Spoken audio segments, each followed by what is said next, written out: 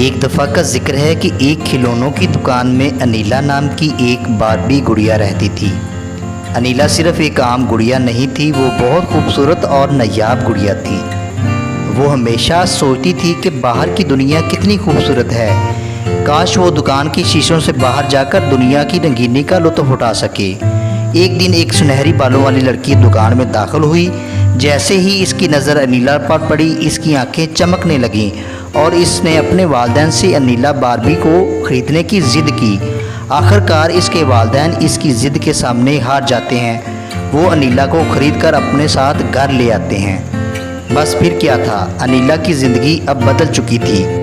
سنہری بالوں والی لڑکی روزانہ اس کے ساتھ کھیلتی اور اپنے دوستوں کے ساتھ انیلا کی خوبصورتی کے قصے بیان کرتی، لیکن انیلا ابھی بھی یہی خواہش رکھتی تھی کہ وہ مزید دنیا دیکھ سکے۔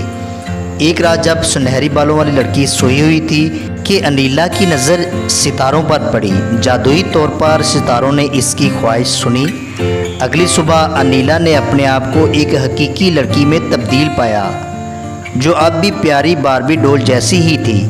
اس نے خوب مزے کیے، دنیا دیکھی، لیکن اب اسے دوبارہ اپنی پرانی زندگی یاد آنے لگی اور وہ اکثر اداس رہتی تھی۔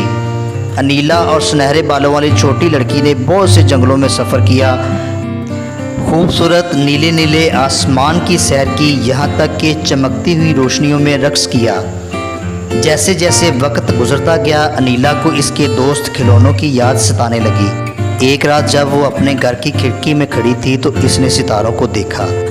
انیلا نے دل سے خواہش کی کہ وہ اب چھوٹی لڑکی کو الوداع کہنا چاہتی ہے۔ ایک بار پھر ستاروں نے اس کی خواہش پوری کی۔ اگلی صبح انیلا نے خود کو دوبارہ اسٹور کے شیشوں میں اپنے آپ کو سجا ہوا پایا۔ وہ اپنے پرانے دوستوں کو دیکھ کر بہت خوش تھی۔ دوستو، یہ شیشوں میں لگی ہوئی ایک باربی ڈول کا سنہرا خواب تھا۔ کہانی پسند آئے تو میرے چینل کو سبسکرائب کریں۔